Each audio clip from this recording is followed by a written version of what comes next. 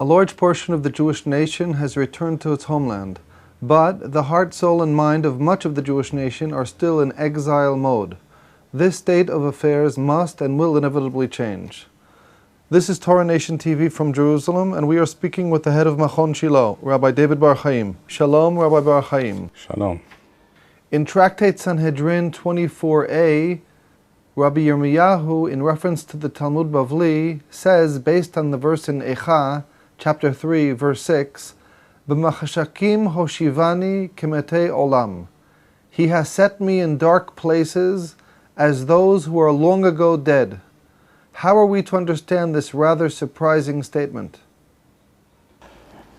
This is in fact a very interesting question, because this statement by Rabbi Yirmiyahu, which, let's face it, is somewhat surprising and even shocking, some might think, to describe the Talmud Bavli as being dark, which implies that there's something profoundly wrong or problematic about it, or certain aspects of it. This statement of Rabbi Yirmiyahu in Masechet Sanhedrin is usually quoted as if it is absolutely crystal clear that Rabbi Yirmiyahu is in fact criticizing the way of study, the approach to Torah study, the methodology used by the Chachamim in Bavel.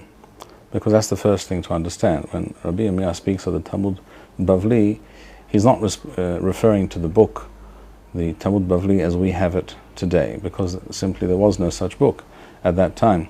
He's referring to what the word Talmud originally meant, namely study, delving into something deeply in order to understand it fully and to get to the bottom of something. That is the meaning of the word Talmud. And Rabbi Yirmiyahu is criticizing the approach and the methodology and therefore the results that were sometimes achieved in Bavel during their discussions in the yeshivot and the Torah academies. So as I say, Rabbi Yirmiyahu's statement is often quoted as if it's clear that he's being critical, where in fact this is not quite so simple, because although Rashi does explain it in that fashion, and Rashi in fact connects it to a previous statement in the Gemara over there in Sanhedrin to the effect that the Chachamim, the students of Torah and the great sages of Torah in Bavel, in Babylon, were not sufficiently respectful towards one another and related to one another in a rather aggressive and competitive fashion when discussing halachic issues and presenting their different points of view, rather than putting all questions of personal respect or honor aside and simply searching for the truth together with the others involved in the discussion in the yeshiva.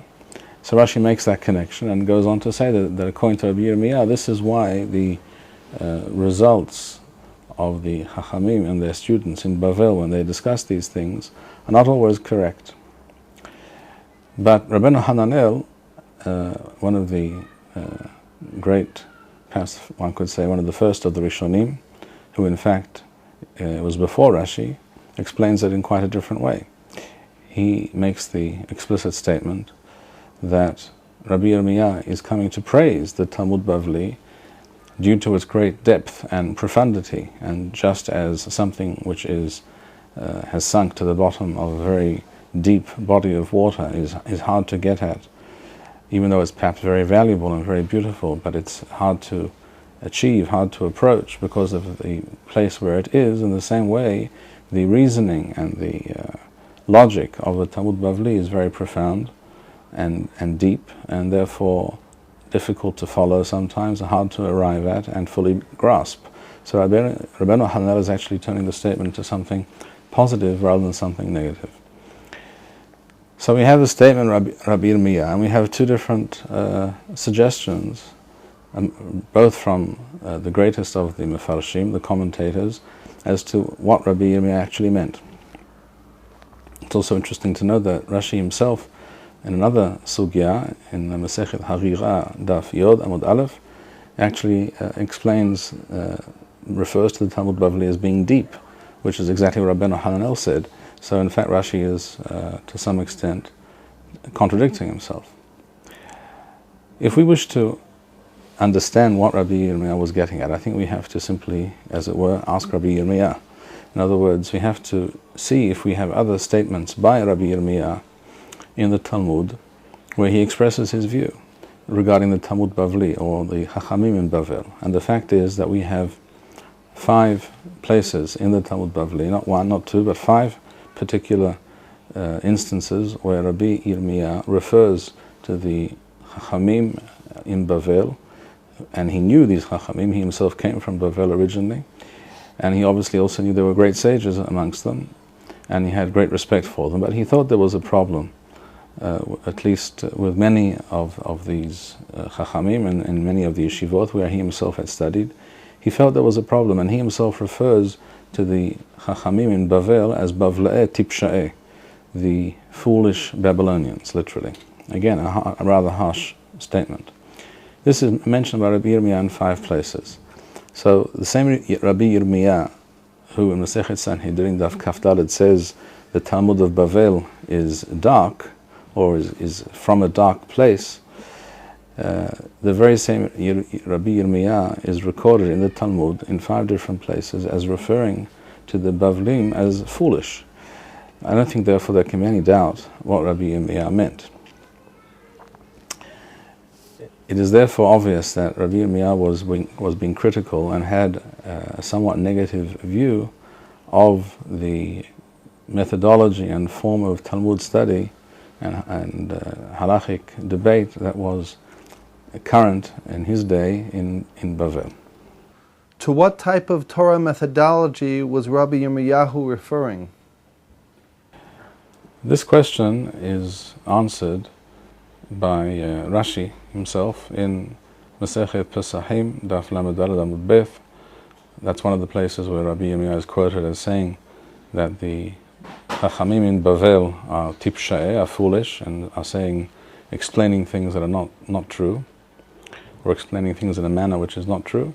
Rashi himself says there that this refers to the fact that when they do not know the meaning or the true reason for something, she'en yod'im ta'amo shel davar, says Rashi, bodim milibam ta'am she'eno, they come up with a reason or an explanation which in fact is not true, not accurate.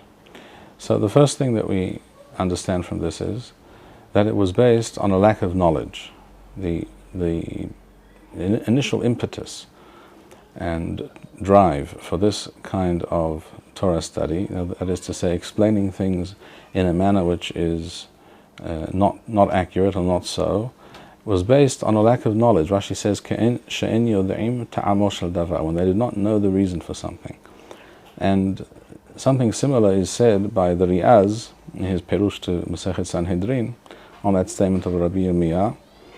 He says the state of Torah's knowledge and scholarship in Bavel, in the early generations at least of the Amoraim, was not as it should have been. It was less than ideal, due to the fact that the Jews living in the exile, in the Galuth, due to the fact that they had been removed from the Torah center of Eretz Israel, they were simply lacking some information. Certain information was not known to them, and therefore they were working with a toolbox which lacked some of the tools. And this is borne out by the fact that out of those 5 places in the Talmud Bavli where Rabbi Yirmiyah refers to the Bavlim as tipsha'eh, as foolish, for saying things that are not true, or not the correct explanation, 3 out of those 5 places, Rabbi Yirmiyah explicitly says, those foolish Babylonians do not know what they're saying, and the reason they don't know is because they have not heard about this statement. They don't know of this statement or this tradition that we have here in Eretz Israel, which he probably himself only learned once he moved to Eretz Israel, because, as I say, he came from Bavel originally himself. He says they don't know all these traditions and facts that we know here, and therefore they are working at a disadvantage, and they have to try and come up with an explanation for something which is not clear to them. So the first reason for this methodology is based on the fact that in Galuth, due to the trials and tribulations of being exiled and coming to a foreign land and not being able to have all the information, all the knowledge of the earlier generations being fully transmitted and accurately transmitted. The fact is that the Chachamim Bavel were lacking and missing some of the facts. That's number one. Number two, this leads, as Rashi says, to coming up with ideas, explanations, which are not accurate. Because there is a human desire, this is true for all human beings, to try and understand whatever it is that you're dealing with, whatever you're studying, you'd like to understand it fully. And there is a human weakness which drives us to offer explanations, theories, etc., to explain certain things, even though in fact we have no idea why something is so, and it's a big question mark, and we don't like question marks. That's the fact. Human beings prefer clarity and definity rather than question marks and doubt. Those are at least two of the aspects of the methodology that Rabbi Zera refers to, and as the Maharal also adds, referring to this approach, this statement, this evaluation of Rabbi Yirmiyah, of the study of the Torah in Bavel, this leads to a situation where, because all kinds of explanations and ideas are offered for all kinds of questions and matters which are not always clear and the answers to which are not really known, this leads to a situation where almost any answer, almost any explanation is considered at least possible. And where that is the case, it is difficult to arrive at any real certainty about anything, because one can always ask, having arrived at a certain conclusion, well, perhaps it's not so, maybe another explanation is possible, and you can come up with another hypothetical response. In other words, this leads to a situation where certainty and a preference for that which is more reasonable and more well-founded over that which is less well-founded is lost. And any kind of explanation, any kind of question, any kind of doubt that someone might inject into the discussion is considered, at least to some extent, legitimate. And this causes a general lack of clarity and some confusion. So says the Maharal in his commentary on that statement in Sanhedrin. So it was all the result of a break in the transmission of the Torah?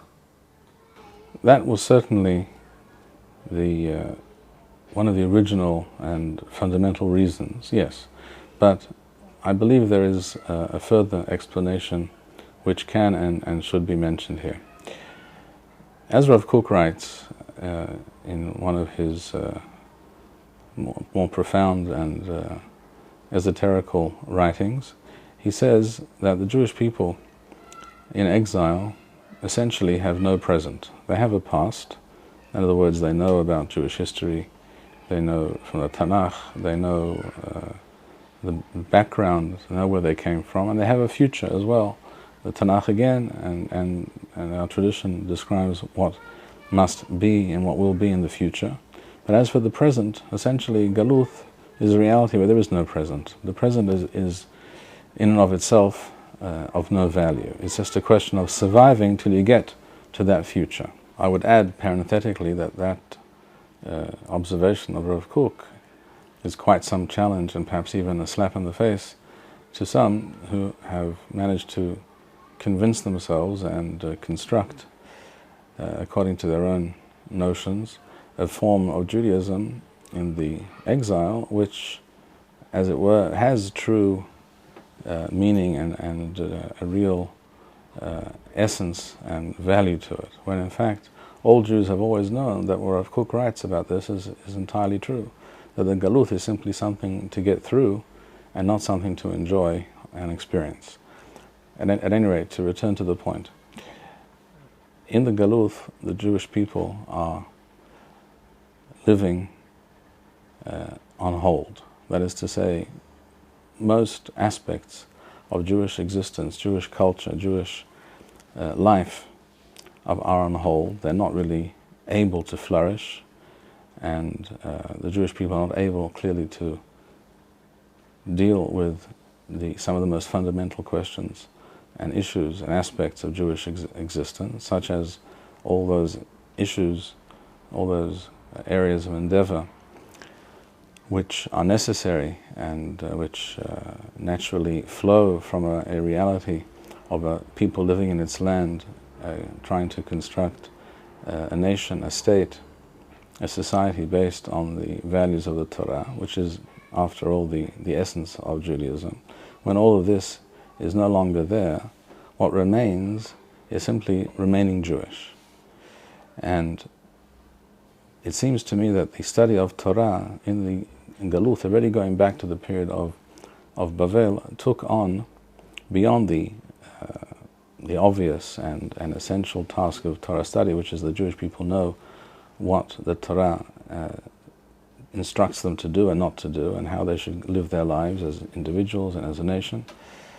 Beyond that, the study of Torah in the exile took on an extra added aspect, as it were, and that is some kind of antidote to assimilation and to being connected to non-Jewish society. In that reality, the more that the Torah is studied, the more it is discussed, the more there is to discuss. In some ways you could say the less clarity there is, the better, because then there's more to discuss, there's more to write about.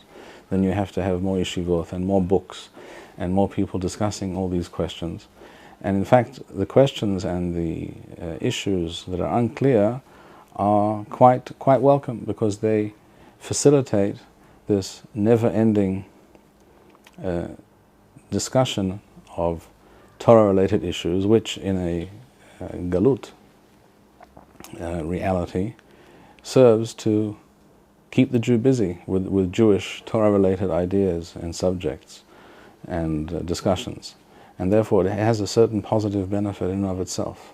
And this can't be denied. I remember hearing once a certain shiur from a certain rabbi, which was on the radio, and he said that the great rabbanim in Eastern Europe in the 19th century reached the conclusion that the best weapon against the Haskalah, against the Enlightenment movement, was the study of Talmud Be'iyun, in depth, because that creates some kind of virtual reality in which the student of Torah and those connected to that study can exist, as it were, without having to rub shoulders with, without coming into contact with the outside world.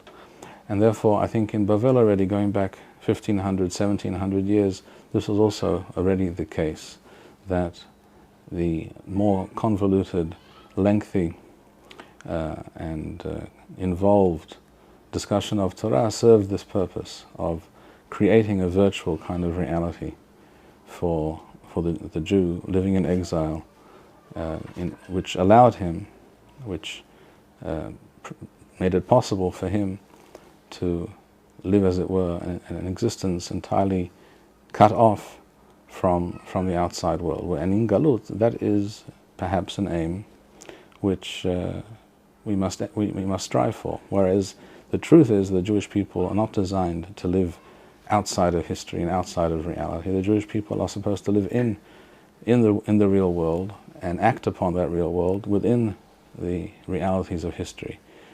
And that is a great difference between the Torah of Bavel and the Torah of Eretz Yisrael. Thank you, Rabbi Bar-Hayim. We would like to suggest the following opportunity to our viewers. If you identify with Rabbi Bar-Hayim's message and would like to sponsor or dedicate a video interview with the Rabbi in honor or memory of a loved one, if you would like to obtain Nusach Eretz Yisrael or invite the Rabbi for a speaking engagement, please email us at office@machonshilo.org.